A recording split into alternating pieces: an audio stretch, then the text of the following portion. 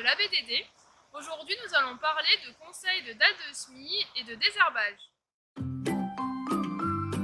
Ça y est, une nouvelle campagne démarre et les préparations de sol sont en cours depuis plusieurs jours. Les pluies régulières, depuis début septembre, ont permis d'avoir des conditions de préparation idéales. Un sol frais propice à des préparations fines. Le beau temps et le vent ont de plus permis aux terres de ressuyer, et donc depuis quelques jours, nous pouvons voir les tracteurs travailler dans les champs. Seul le Biterrois a reçu moins d'eau, retardant le travail dans ce secteur-là.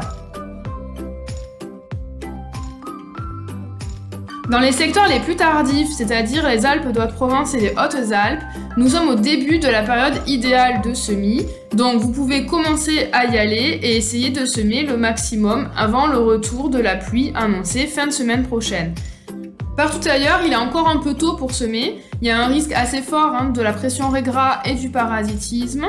Après, si vous avez des terres qui ressuient mal et si vous voyez que l'épisode de pluie annoncé pour la semaine prochaine se maintient et devient plus important, dans ce cas-là, commencez à semer, mais il faudra être prêt à faire un désherbage rapidement après le semis en prélevé pour gérer la pression régras.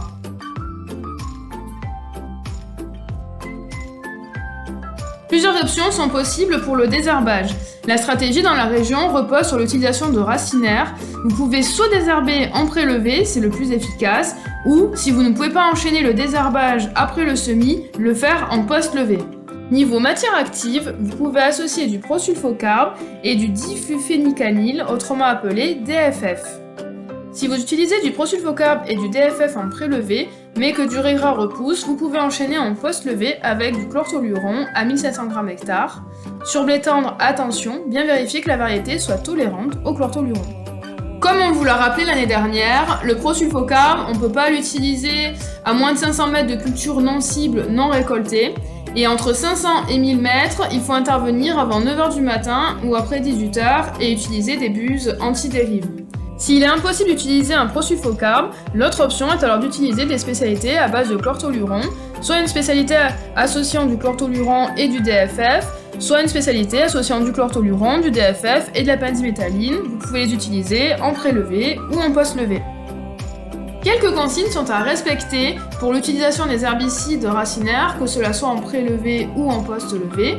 Tout d'abord, il ne faut pas le faire si le sol est trop sec et qu'aucune pluie est annoncée dans les jours suivants permettant une réhumectation, parce qu'en conditions séchantes, l'efficacité est fortement réduite et il faut renoncer également à cette application si un épisode méditerranéen est annoncé, donc au-delà de 30 mm, il y a un risque de phytotoxicité.